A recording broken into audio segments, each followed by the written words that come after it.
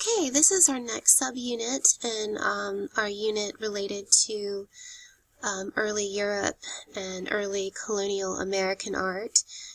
This unit will go over Gothic architecture and sculpture. Just to review, our last unit dealt with Romanesque art. So just to put this in, again, a historical context. So what's happening is that the Roman Catholic faith has firmly established itself. There's a wave of church construction throughout feudal or medieval Europe that occurs from 1050 to 1200. And with the Romanesque period, they borrowed elements from Roman architecture, in particular rounded arches and columns. And they also started experimenting with groin vaults, barrel vaults, and ribbing to support the stone roof that they that replaced the wooden timber roof from earlier Christian basilica churches. Also, pilgrimages were vogue in the time, and church architecture took into account the hordes of tourists visiting shrines of sacred bones, garments or these relics from saints of the churches they were visiting. So this church explosion, or this church architectural explosion, is continued. With Gothic architecture, the style begins to change. And so I want you to keep in mind what we talked about with some of the stylistic conventions of Romanesque art, and begin to sort of compare and contrast when we talk about some of these Gothic architectural elements. The beginning of the Gothic period cannot be precisely dated. Its place of creation, however, started in Paris, France. Okay, so this is the area that we're going to be talking about. In the mid-1100s, a distinctive new architecture known today as Gothic emerged in the Ile-de-France region, and that's spelled I-L-E-D-E-France.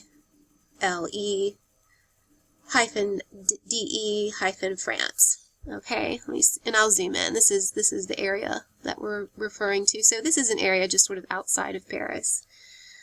The appearance there of a new building style and technique coincided with the emergence of the monarchy as a powerful centralizing force. Within 100 years, an estimated 2,700 Gothic churches, shimmering with stained glass and encrusted with sculpture, were built in the Ile-de-France region alone. So a lot of church construction was going on during this period. So here is a zoomed in of the map. And so again, this is the area, Paris and the Ile-de-France region that we're going to be visiting. More specifically, the Ile-de-France area around Paris was considered the source, or the town that created pure Gothic style. English Gothic is a style, and that's something else we have to think about too. We're really talking about French Gothic, but Gothic architecture occurred in other regions and territories, and so might have some stylistic conventions. But for our purposes, we're mainly focusing on French Gothic. So English Gothic is more horizontal, and French Gothic is more vertical. So these structures that we're going to be looking at are quite tall, and really sort of this idea and metaphor of reaching towards heaven. Factors that led to the Gothic period. It was an era of peace and prosperity. There was a stable monarchy. There was an increase in wealth of the cities and towns that populated this region. There was a gradual development of a money economy. That's an important sort of economic influence. And so we start to see an emergence of schools, education in Paris as well. In the late Gothic period, however, disaster will ensue. The 10-year war will begin. I think that's supposed to be the 100 Years' War. Began with the start of the Black Death and plague that will wipe out 1/3 of the world's population. So this is one of the first Gothic churches. It's not on your list of 250 works, but it's an important one for us to talk about. Really because of its its patron.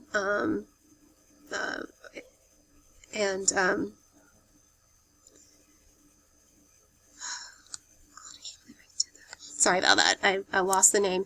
Abbot Suger, and we'll talk about him in just a minute. One of the things I want you to think about is that all cathedrals, French Gothic cathedrals, are referred to as Notre Dame, Our Lady. With Gothic architecture, builders wanted to bring in the light. Light equals the divine. So again, this is something that we could compare to early Byzantine architecture. We see windows become larger and larger and more transparent. What we're looking at now is an engraving because of the French Revolution. Much of the church suffered a lot of destruction. The towers are uneven because they were completed at different dates. So that's something you will notice with some of these stone churches, is that, they did take a while to complete. And so styles do change, and so that's why you might not have symmetrical towers.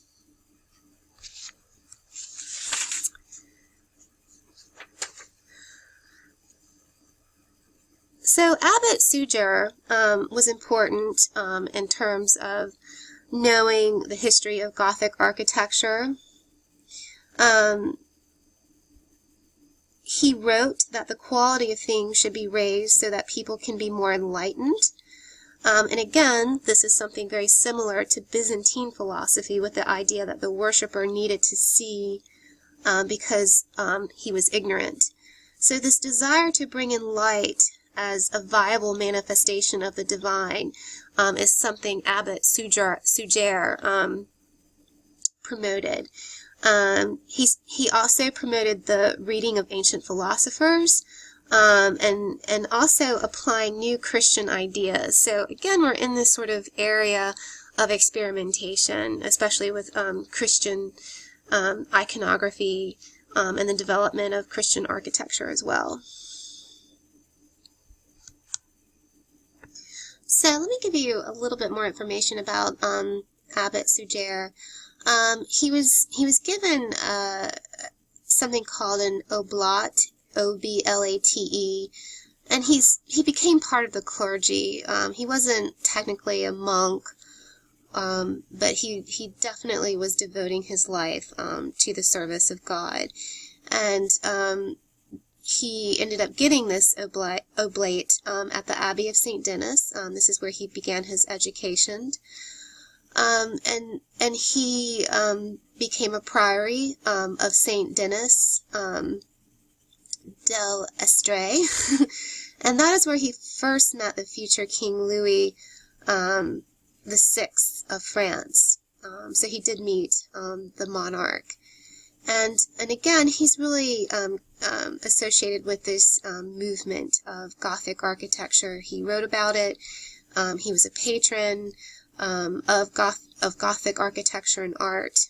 And so these are some quotes from the verse of the bronze doors that Abbot Suger placed on the facade of St. Denis.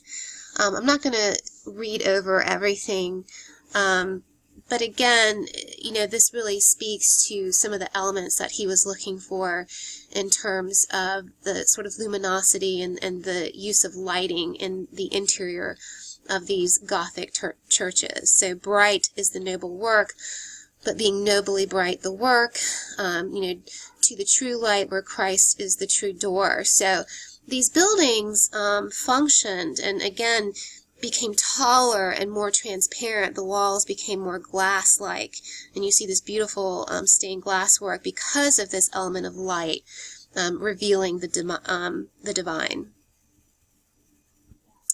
So Abbot Suger was adopting what he believed to be the patron saint's concept of divine luminosity when he designed the new Abbey church with glowing walls of stained glass.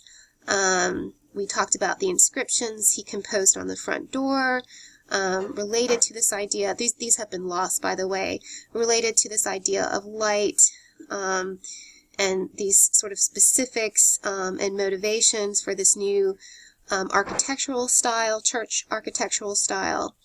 And again, being nobly bright, that the work should lighten the mind so that they may travel through the true lights to the true light where Christ is the true door.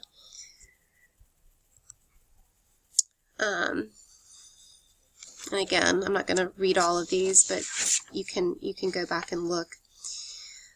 And what I want to do now is compare and contrast Romanesque architecture with Gothic architecture, because it is so different. So the top diagram is a Romanesque crypt, and if you really, I think, first I want you to look at it and see what you notice right away in terms of the differences.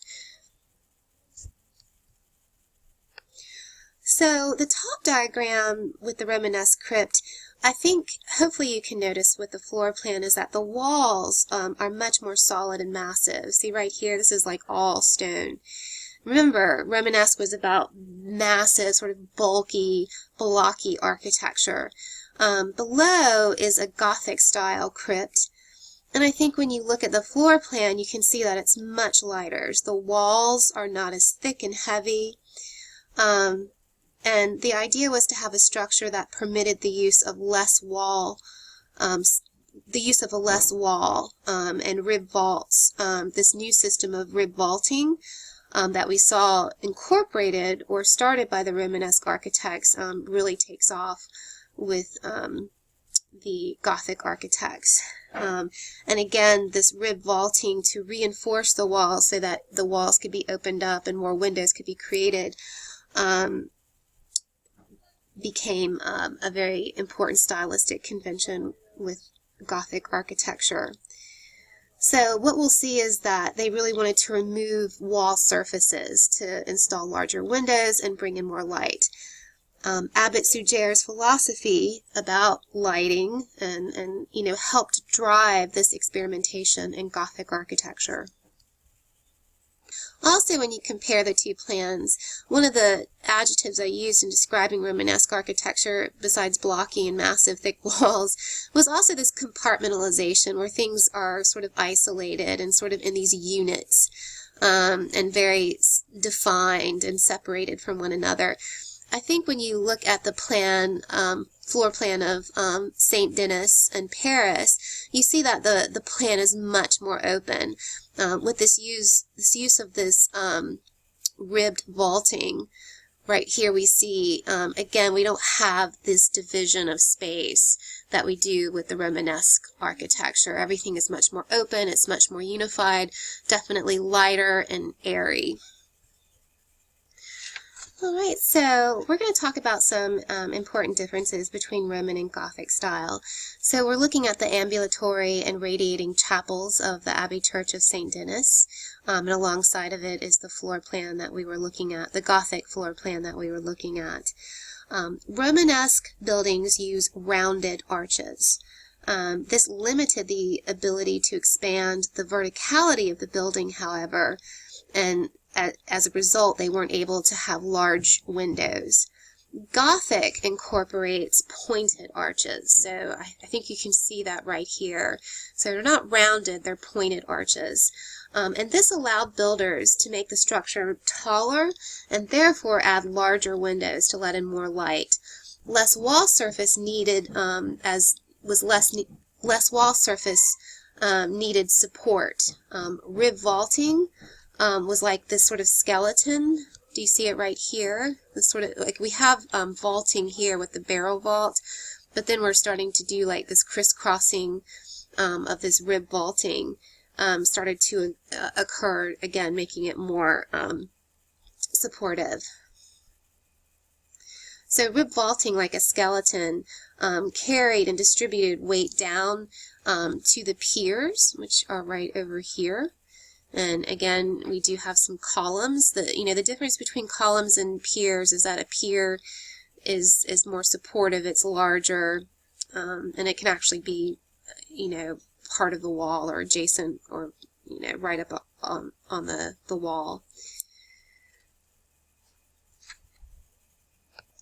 So this use of the pointed arch and rib vaulting allowed the walls, or freed the walls to open up, again incorporating windows that let in light, and also this sort of more open, unified space.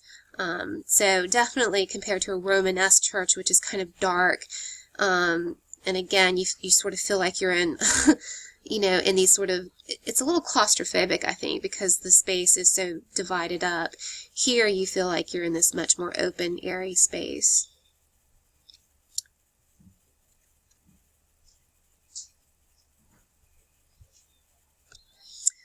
Here we see some example of some of the stained glass windows, so you can really get a sense of the potential with these really tall, long windows, and then also the incorporation of stained glass, filtering light in through this interior. Again, something to compare with would be early Byzantine architecture and their use of light, and in particular their decorative program of using mosaics in the interior. These stained glass windows were almost lost during the French Revolution in the late 1700s, but thanks to an enterprising antiquarian named Lenoir, portions of the 12th century windows, though removed from their architectural setting, were saved from destruction. During the 1800s, some stained glass was returned to the Abbey, but many panels were sold and are now in museums.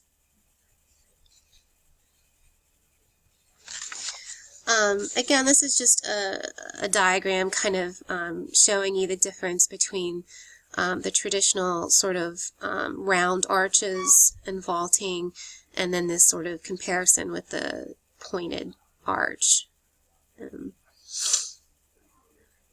And so, the result with the Gothic sort of rib vaulting that we see in diagram C, again, allowed for structures to be taller, lighter, and definitely more flexible in terms of the wall space that was needed as a support. And so some of that could be, devoted to windows and larger clear stories, and this, this idea of light being an element of the architecture, just as much as the actual building itself. All right, again, another diagram. So please make sure you look at this and study this, and again, also try to learn the architecture. This idea of this unit of measurement, a bay, that is underneath sort of the barrel vaulting and rib vaulting, will be an important element that we'll study, especially when we get into Renaissance architecture. But please know the difference between a round arch and a pointed arch, and that pointed arches are associated with Gothic, round arches are associated with Romanesque. So we're going to travel to Chartres, France. This is a city in France. It's about 40 miles southeast of Paris, and this is just some views of it. And Chartres Cathedral was built, and this is one that you do have to know for the 250 works related to your AP list. So the cathedral was built between 1134 and 1155. It was rebuilt in 1194. And it's a good one to look at because it represents styles ranging from early to high Gothic. So we get to, sort of see the experimentation with Gothic and some of the variety within that movement. So this is probably why they selected this church for you to really study, and we will. We're going to be looking at a lot of slides of it. So the church was actually built as a reliquary to house the Virgin Mary's tunic. So here, I hope you remember that term, relic, which is, a relic or a piece of fragment, a bone fragment from a particular saint. A reliquary, which we saw with the church of Saint Foy in Conques. They had the gold statue that supposedly had the skull of Saint Foy. This was like they actually used the church. It was a reliquary church. The church was built to house, its purpose was to house this tunic that belonged to the Virgin Mary. So this is the image that you are, I think, responsible. Oh, wait. This is the image, yeah, so I have a red star by it. So this is the image that is, that they have down for your, that you need to be able to ID. Notice again the different style of towers, indicating they were constructed at different times. And then this is sort of a display and a recreation of probably how they would have had this relic displayed inside the church. Again, this was a church, a reliquary church that was designed to house the cloak of the Virgin Mary. And then here's a poem that talks about the holy tunic, and I'll let you read that at your leisure. So one of the things we are going to be looking at again and sort of comparing and contrasting are these portals. We talked about them earlier with Romanesque architecture. Portals were the entryway into the interior of the church, and often they were very educational and didactic in terms of the message and you know, of what good Christians should be doing. With Romanesque architecture, we saw a lot of apocalyptic scenes and, you know, very kind of scary judgment scenes, you know, of heaven and hell. And we still see some of that with Gothic architecture as well. So again, I hope you remember that a lot of church architecture would decorate their portals. And the area that we're concerned with is called the tympanum, Tympanum. And this particular one depicts the infancy of Christ. The right tympanum, I'm sorry. So I think here, because it's kind of, wait. I get confused sometimes because, anyway. The left tympanum depicts the ascension. And the middle portal depicts the second coming, and this is probably the one that you really need to know.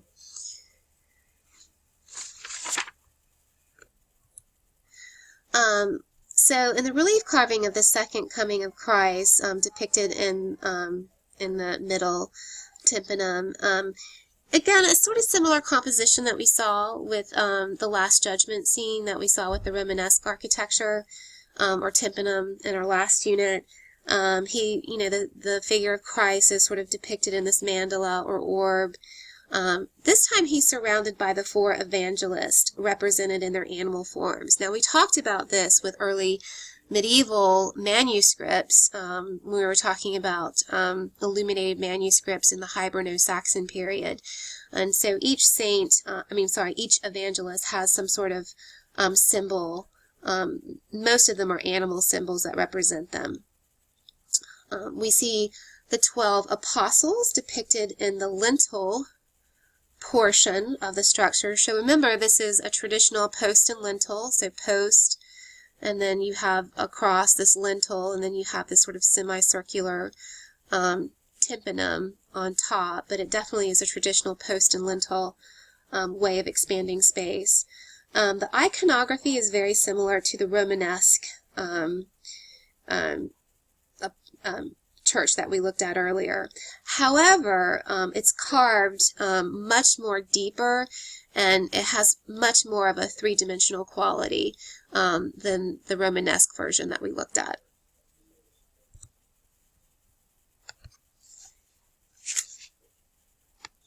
So at this angle, we can see the relief carving really extends more outward from the surface than the Romanesque examples that we looked at before.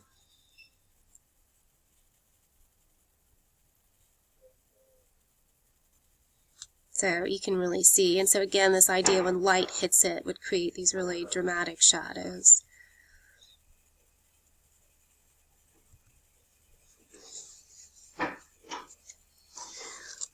The drapery, I need to go back. The drapery is done in a much more natural technique compared to the Romanesque, where, remember, those forms were kind of angular and blocky and very stylized. Here we do see a much more natural technique and sort of classical technique in terms of defining the organic forms of the body underneath. Also, there's a use of more negative space, so there's, the figures aren't so compressed together like we saw with Romanesque figures. And again, the term hor vacui, the fear of negative space. So there's definitely less hor vacui going on in this relief sculpture than the Romanesque earlier one that we looked at.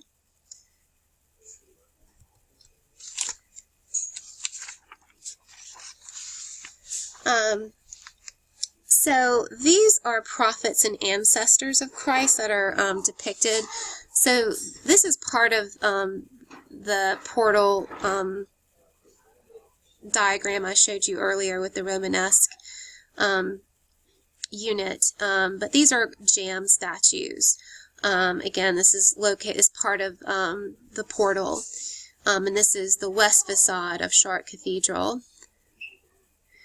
And so these are Old Testament figures, and they visually and symbolically support and provide the foundation for the New Testament. So again, this thinking, really thinking of the physicality of the structure, and really thinking about the subject matter and how it relates structurally. So here you have these Old Testament figures that essentially are holding up and are the foundation of the New Testament figures and iconography that's depicted above.